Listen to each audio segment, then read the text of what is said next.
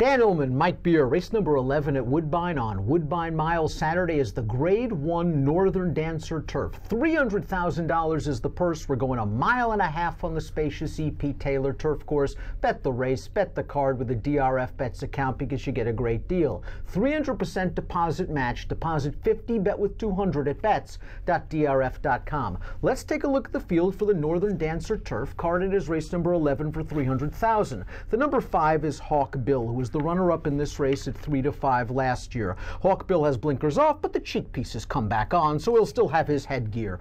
I thought last time out in the Coral Eclipse he ran okay, considering he ran pretty fast on the lead. Yeah. He was in it till about the last 1/8 of a mile, and that Roaring Lion, he's a pretty good horse, and so is Saxon Warrior. Listen, he's been facing really top-class company over there in Europe. I mean, it's funny when you start going through his PPs. He had the 2 big wins in Dubai earlier this year. Those were good efforts for this horse. But overall, I think when you start picking apart his form, he's probably just a couple below the real top Group 1 horses over there. He did his best in those races. I don't know, Dan. You know, to me, the sticking point with him, the thing that's hard to get past is his effort in this race last year. I mean, I don't even know what to say about it. I don't know how he didn't win that day. He's a horse who likes a little bit of cut in the ground. Maybe he'll get some of that Saturday. I just can't take him as the favorite based on the race he ran here last fall. He also just seems like a pure speed type. Yeah. Very uncommon for many European horses. Now, when you're Highland Real, you can afford to go to the lead and utilize that speed. Hawk Bill is not at that level, although he's banked almost $5 million and is a multiple Group 1 winner. But there's got to be at least some other speed in it to at least keep him company. I think he makes the lead. I think we'll disagree with the Timeform US pace projector, because as we look at it right now, we've got the 7 Vexatious out there on the lead. And Vexatious has never been on the lead in her career. I would find it very hard to imagine anyone other than Hawk Bill going to the front. They've got to be ranking it off of the 1 fraction in the Northern Dancer Turf from last year. Handicapped the pace projector. Hawk Bill will be in front. As for Vexatious, she easily could have run in the Canadian at 1 1/8 miles against fillies and mares. Neil Drysdale likes distance for Vexatious, but last time out in a 4-horse field, she got a perfect trip. She did. She also steamrolled those horses in the stretch. You know, I took a long look at her in this race because I did like her last race. I would be betting her if they ran in their Canadian. It's a little bit tougher to bet her in this race. I would like to find a way to maybe use her somewhere at a big price, but it just feels like this is too tough a spot. If I had to do the pace projector over, I've had Hawk Bill in front, but I've had Tizza Slam, the 6, right there sitting next to him, because this is a horse that's kind of found himself. I like that Roger Attfield tinkered. He always had a little bit of ability to Tizza Slam, but in his last 2 races, he's just sort of said to heck with it. We're going to the front. We're going to play Catch Me With You Can, and it's resulted in 2 graded stakes wins and a close second in the Sky Classic, a race where he was all in a long way out and battled very gamely to the wire. Tizza Slam may have to deal with Hawk Bill, though, and I wonder if it softens him up for a closer. Yeah, I mean, that's the real problem with him. I agree with everything you said about him, and I've liked this horse for a while. I think he's pretty good, and I like that they've changed tactics with him, and it's worked for them in his last 3 starts. But what is he supposed to do in this race with Hawk Bill, who, you know, is just a much better horse than he is? I don't see how he deals with that horse and is still around at the finish. The horse that just got to Tizza Slam last time out was the number 3, Utmost, and I think Alan Garcia wisely realized it was a 5-horse field. 1 horse was unfortunately pulled up at the back of the pack, so it was a 4-horse field, and the only horse he really felt he had to beat was Tizza Slam. So he went after him early, turned it into a stamina test, and Utmost answered the question really nicely. Good tactical speed. I think a nice trip's coming. I agree with that. This horse has run pretty well in his first 2 starts here for Grand Motion. You know, that one off the layoff, you could look at it, I guess, 2 ways and say, well, it was a little bit of a disappointing loss, because at the end of the day, it wasn't that long of a layoff for his first start over here, but he looked a little bit fresh early in that race, a little hard to settle. He was taken on from a long way out, and he actually still had the lead down to about the 16th pole. Just got a little tired at the end. I thought he was okay in that race. I thought he ran better last time for all the reasons that you mentioned, and now he's stepping way up in class. These are much better horses. I'm not so sure he doesn't fit in here, though. I like this horse. I'm going to use him a little bit. Positive Grand Motion formulator fact, limited data with 3rd off the layoff runners, coming off a win in graded stake turf routes, 23% winners, almost a 2.5 ROI. The defending champion is back. That's Johnny Bear, who just got Hawk Bill in the shadow of the wire last time out. His greatest asset is his tactical speed. I just wonder if at the age of 7 he's still in the same form he was in last year. He was coming into that race in razor sharp form. Yeah, he did get good leading into that race last year, and then he picked up a really big win in that spot. Since then, his races haven't been quite as good. They're not terrible. His races leading into this aren't terrible. I'm not so sure they're as good as they were last year, though. You're right. He's got tactical speed. He'll get a good trip in this race.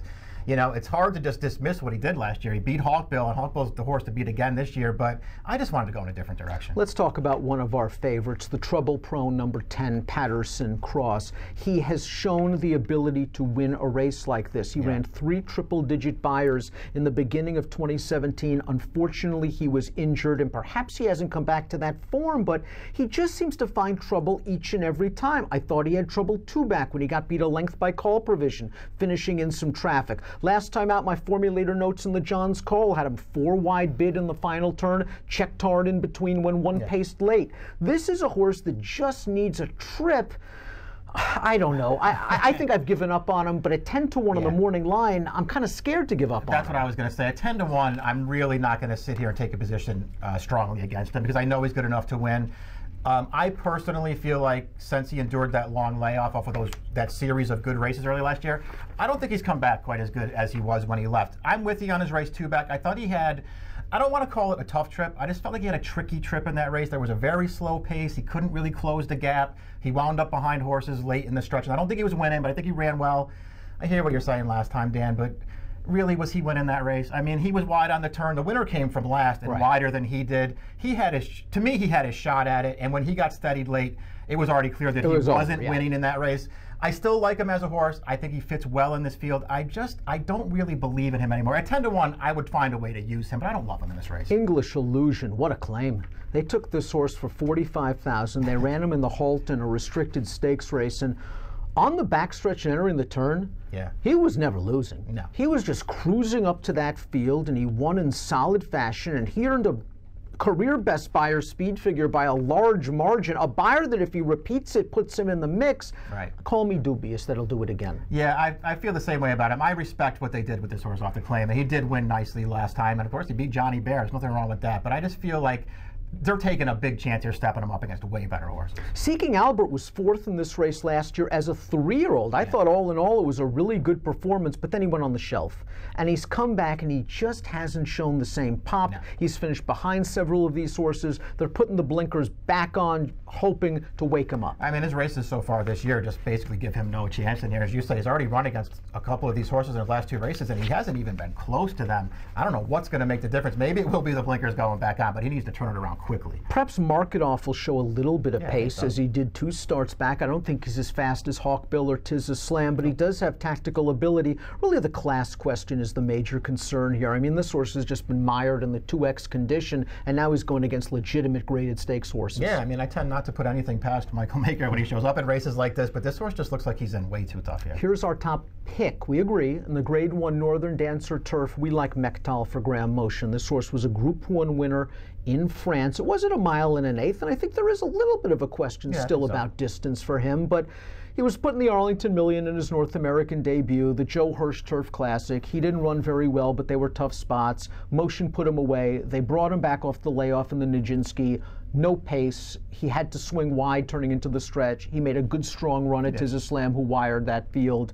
I think he's getting back to the old Mechtal, and the old Mechtal would beat this field. That's how I feel about it, too. I mean, you know, his last race, it did get wired. I feel like you want to give him consideration there because he missed the break, he was against Dynamics in that race. You know, when you watch the replay back, once they took him to the outside, you know, that stretch is so long. It felt like he had plenty of time to get there, but he just wasn't getting there. But I still think he ran well.